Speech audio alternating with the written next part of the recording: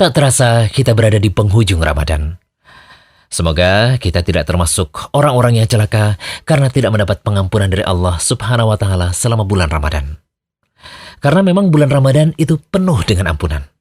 Sehingga sampai ulama seperti Qatadah rahimahullah mengatakan, siapa saja yang tidak diampuni di bulan Ramadan, maka sungguh di hari lain ia pun akan sulit diampuni. Ibnu Rajab Al-Hambali rahimahullah pun mengatakan, tatkala semakin banyak pengampunan dosa di bulan Ramadan, maka siapa saja yang tidak mendapati pengampunan tersebut, sungguh dia telah terhalangi dari kebaikan yang banyak. Oleh karena itu, hendaknya kita memohon dengan sungguh-sungguh kepada Allah Ta'ala agar Allah menerima amal kebaikan kita di bulan Ramadan, mengabulkan segala doa dan permohonan ampunan kita kepadanya, sebagaimana sebelum datangnya bulan Ramadan, kita berdoa kepadanya agar Allah Ta'ala mempertemukan kita dengan bulan Ramadan dalam keadaan hati kita dipenuhi dengan keimanan dan pengharapan akan ridhonya. Lalu muncul pertanyaan besar.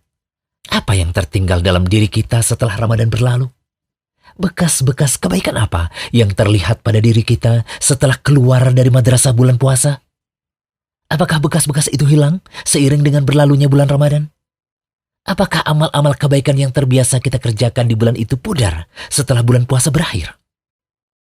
Sehingga seorang mukmin sudah sepatutnya terus meminta pada Allah keistiqomahan. Itulah yang kita pinta dalam sholat minimal 17 kali dalam sehari lewat doa ihdinas siratal mustaqim. Tunjukkanlah kepada kami jalan yang lurus. Untuk itu, perlu kiranya kami bahas kiat-kiat istiqomah setelah bulan Ramadan agar kita bisa terus melakukan amal soleh sebagaimana semangat kita beramal di bulan Ramadan kemarin. Pertama, selalu berdoa pada Allah karena istiqomah itu hidayah darinya. Ummu Salamah pernah bertanya pada Rasulullah SAW, wahai Rasulullah, kenapa engkau lebih sering berdoa dengan doa ya muqallibal qulub tsabbit qalbi ala dinik? Wahai zat yang maha membolak-balikan hati, teguhkanlah hatiku di atas agamamu. Nabi SAW menjawab, wahai Ummu Salamah, yang namanya hati manusia selalu berada di antara jari jemari Allah. Siapa saja yang Allah kehendaki, maka Allah akan berikan keteguhan dalam iman. Namun siapa saja yang dikehendaki, Allah pun bisa menyesatkannya. Setelah itu, Mu'adz bin Mu'adz yang meriwayatkan hadis ini membacakan ayat ke-8 surah Ali Imran, yang artinya, ya Tuhan kami, janganlah engkau jadikan hati kami condong kepada kesesatan sesudah engkau beri petunjuk pada kami. Hadis riwayat Tirmidzi dan Ahmad. Tirmidzi dan Al-Hafidz Abu Thahir mengatakan bahwa hadis ini hasan. Kedua, berusaha menjaga keikhlasan dalam beribadah. Amalan yang dilakukan ikhlas karena Allah itulah yang diperintahkan. Sebagaimana disebutkan dalam ayat yang artinya, padahal mereka tidak disuruh kecuali supaya menyembah Allah dengan memurnikan ketaatan kepadanya dalam menjalankan agama dengan lurus. Dan supaya mereka mendirikan sholat dan menunaikan zakat. Dan yang demikian itulah agama yang lurus. Quran Surah Al-Bayyinah ayat 5. Ketiga, rutin beramal walau sedikit. Amal yang dilakukan secara kontinu walaupun sedikit, itu lebih dicintai Allah dibandingkan amalan yang langsung banyak tetapi tak ajak. Maksudnya, seseorang dituntut untuk konsekuen dalam menjalankan syariat atau dalam beramal dan tidak putus di tengah jalan. Karena konsekuen dalam beramal lebih dicintai oleh Allah daripada amalan yang hanya sesekali dilakukan. Sebagaimana disebutkan dalam hadis dari Aisyah radhiyallahu anha, beliau mengatakan bahwa Rasulullah SAW bersabda, amalan yang paling dicintai oleh Allah Ta'ala adalah amalan yang kontinu, walaupun itu sedikit. Hadis riwayat Bukhari dan Muslim. Keempat, rajin koreksi diri atau muhasabah. Kalau kita rajin muhasabah, diri kita akan selalu berusaha untuk menjadi lebih baik. Bahkan Allah Ta'ala pun memerintahkan kita supaya rajin bermuhasabah atau introspeksi diri.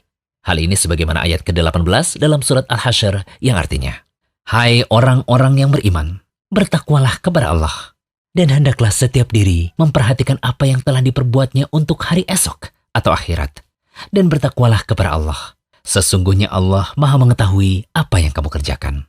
Quran Surat Al-Hasyr ayat 18. Ibnu Katsir rahimahullah berkata, hisaplah atau koreksilah diri kalian sebelum kalian itu dihisap. Siapkanlah amalan soleh kalian sebelum berjumpa dengan hari kiamat di mana harus berhadapan dengan Allah. Diambil dari tafsir Al-Quran Al-Azim. Kiat terakhir untuk bisa terus istiqomah adalah memilih teman bergaul yang baik. Manfaat bergaul dengan teman yang baik Kita akan terus termotivasi melakukan ketaatan bersamanya dan bisa saling beramar ma'ruf nahi mungkar. Sehingga kita bisa terus istiqomah untuk senantiasa melakukan amal soleh. Diriwayatkan dari Abu Musa radhiyallahu anhu, Nabi SAW bersabda, seseorang yang duduk atau berteman dengan orang soleh dan orang yang jelek, bagaikan berteman dengan pemilik minyak wangi dan pandai besi. Pemilik minyak wangi tidak akan merugikanmu. Engkau bisa membeli minyak wangi darinya, atau minimal engkau mendapat baunya. Adapun berteman dengan pandai besi, jika engkau tidak mendapati badan atau pakaianmu hangus terbakar, minimal engkau mendapat baunya yang tidak enak. Hadis riwayat Bukhari. Akhirnya kita memohon kepada Allah Ta'ala agar senantiasa memberikan kita petunjuk dan taufik untuk tetap beramal soleh selepas Ramadan ini. Semoga amalan kita di bulan Ramadan seperti amalan sholat malam, tilawah Al-Quran, bersedekah dan lainnya diterima oleh Allah. Pun semoga kita diberi keistiqomahan serta diberi keistimewaan untuk bertemu dengan bulan Ramadan berikutnya. Amin. Jangan lupa kunjungi rumaiso.com, update setiap hari, insya Allah.